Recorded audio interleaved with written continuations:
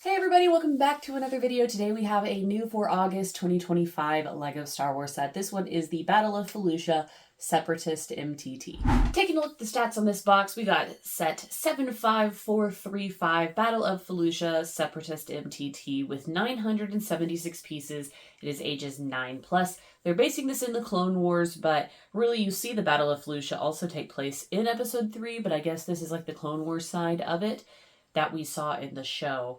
The price on this one is still just as expensive as the Turbo Tank, but the piece count is a little bit better, and overall, I think this one is a better set.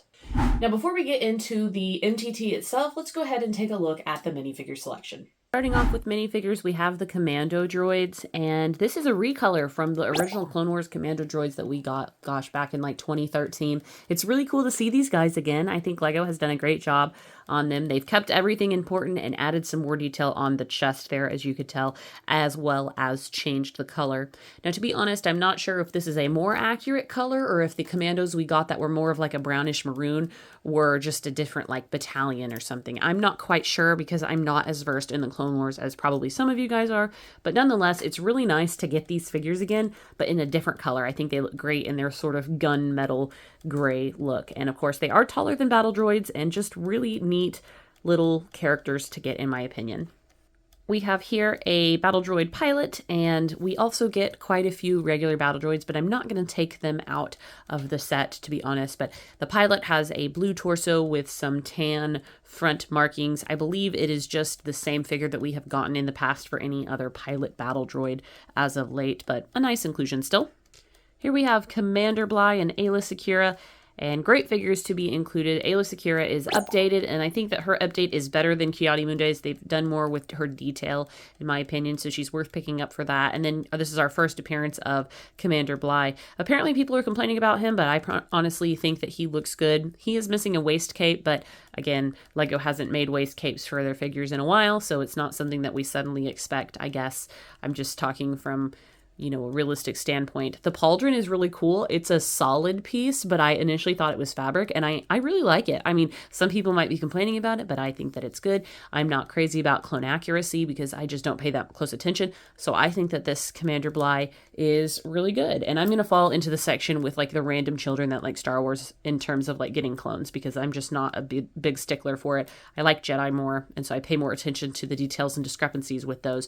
But both of these characters to me are really good, and if you want to include more from Commander Bly's outfit, you can get the overpriced battle pack that I'll be reviewing next on the channel. All right, so here we are, and I was thinking like literally just now, why is this called the Separatist MTT? Isn't that kind of redundant? But then I remembered that obviously they have like the Trade Federation MTTs, which are brown, that we see Separatists later on, and so this is the more common one.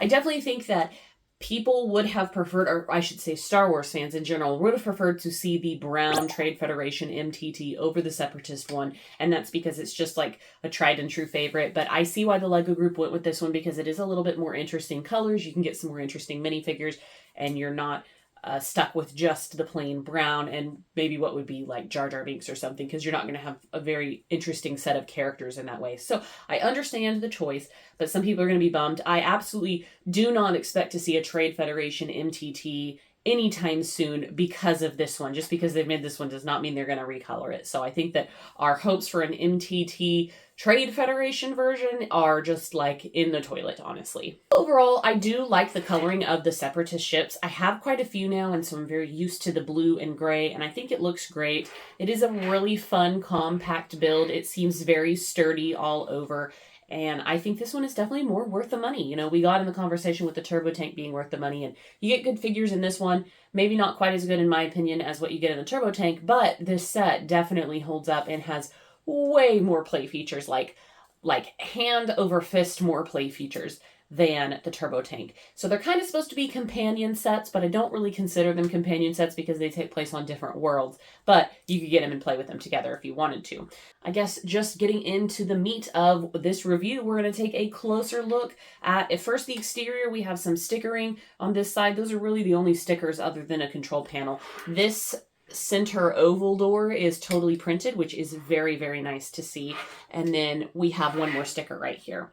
So we have some cannons up front, and then that's basically it. It's a tank first, and then a transport as well. It's like a multi-terrain transport vehicle. It does all kinds of things. And so there isn't anything you can do with the cannons here. They're just for show, but we do have some stud launchers here in the top, which I think is just fine. At the very top, we have a spot for our pilot droid to go, and it is just a long, narrow area. They give a space to put a blaster, and there is a nice little screen in there. I think overall it's not bad. It's really roomy. You could probably fit 2 droids in there if you sit them down.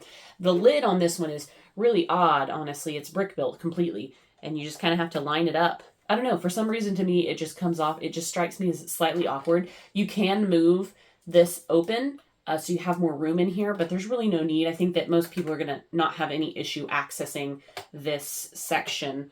But yes, it does open. The funnest part of this set is the play feature used by this little knob in the back. If you turn it, it auto opens and you can twist out your droids for to deploy them, and then it picks back up and also closes the doors. I think personally this is an ingenious design. It's really, really good. It works every single time. The doors close great. My only complaint is that we don't have a lot of clearance between the ground and the battle droids, so it is a little bit difficult to get those battle droids hooked up in here. And so for me, it's not one that I, care to take on and off. And you can jostle them enough to make them fall off, but I'm not going to do that here because I don't want to have to put them back. But anyways, other than that, the play feature works fantastically, just as intended. It's really cool. We also do have flaps on both sides, so you can lift it up and see the internal workings. I'm not really sure why you would need to, but the flaps, I think, are more to add to the angle of the tank to give it the proper angle. The little cannons in the front move very slightly, though I don't think that's really their intended purpose, just something to note. And then off in the back here, we have more panels that open, which is pretty nice, and you have guns. You have guns for the battle droids that you can deploy. So I think that's really nice that you get storage for those, and then you can see a little bit inside. There's something else here.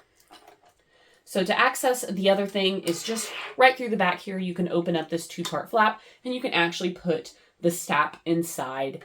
And honestly, I feel like I saw this in somebody else's review, and nowhere in the Lego instructions, thinking back, nowhere in the Lego instructions did I see that you're actually supposed to put the STAP in here, but that's really what it's for, to my understanding. I mean, you could also put more battle droids in here, but if you take off your, special commando droid, it fits in there perfectly. And so I really, really like when a vehicle can hold its extra parts. So we have a little STAP bike that can be deployed, and it can fit right inside the tank. Just taking a quick look on the inside, we get little rollerball wheels here and these little wheels, and that is it. It is a simple, tried and true design, I feel. I'm sure that they have redesigned this. I don't have any MTTs, which is why I was very excited to get this one. I honestly think it looks great. And the play feature, again, since I don't have the other ones and I'm kind of going into this blind, I don't have anything to compare it to. My droid fell off.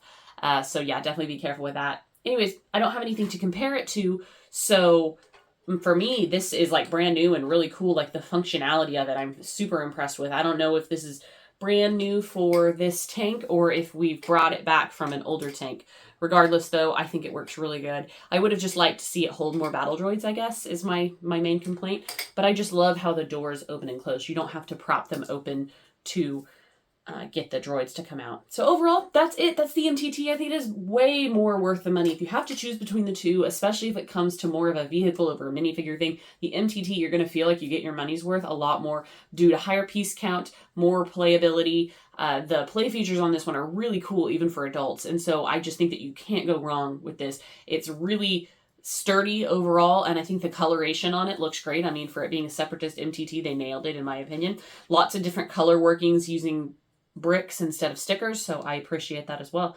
And I'm a big fan. I'm really glad I got this set overall. I like it. It is still expensive, but it's definitely a better deal than the Clone Turbo Tank. When I went to the Lego store, I think that all of these were gone before the Turbo Tanks, but eventually as I left, they were restocking the shelves on both of them. So anyways, guys, I hope you enjoyed my review. Let me know what you think in the comments below, and I will catch you guys on the next one.